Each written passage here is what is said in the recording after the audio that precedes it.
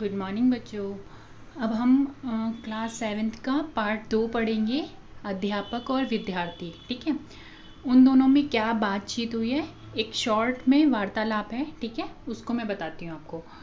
उन दोनों में किस बारे में बात हुई है? उन दोनों में बात हुई है कि अध्यापक और विद्यार्थी के बीच प्रश्नोत्तर संभाषण के बारे में बातचीत हुई है। वो क्वेश्चन आंसर के बारे में पूछ रहा है और उसके बारे में डिस्कस हो रहा है, उसके बारे में बातचीत हो रही है।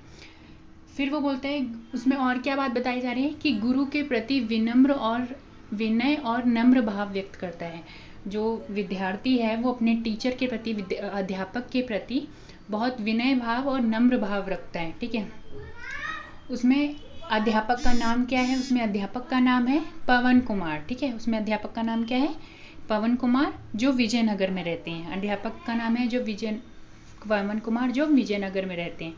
ठीक है, और जो रमेश विद्यार्थी है वो अपनी बहन का परिचय, अपने भाई का और अपने पिताजी का परिचय देता है इस बारे में।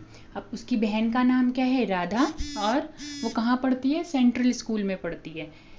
ठीक है, सेंट्रल स्कूल में पढ़ती है। और उसके बड़ा भाई कौन है? सुहास है, उसका नाम सुहास है। और उसके पिताजी क्या हैं? पेशे से वकील हैं। उसके पिताजी क्या काम करते हैं?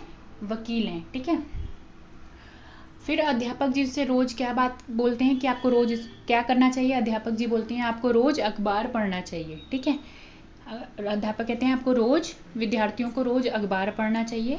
फिर रमेश पूछता है कि अखबार कौन सा पढ़ना चाहिए अध्यापक बनने के लिए?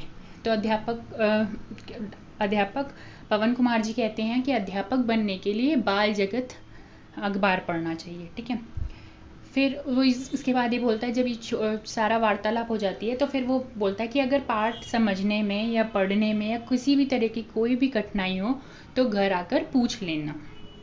ठीक है, तो इन सारी चीज़ों के बारे में वार्तालाप हुई है, जो मैंने आपको शॉर्ट में बता दिया है।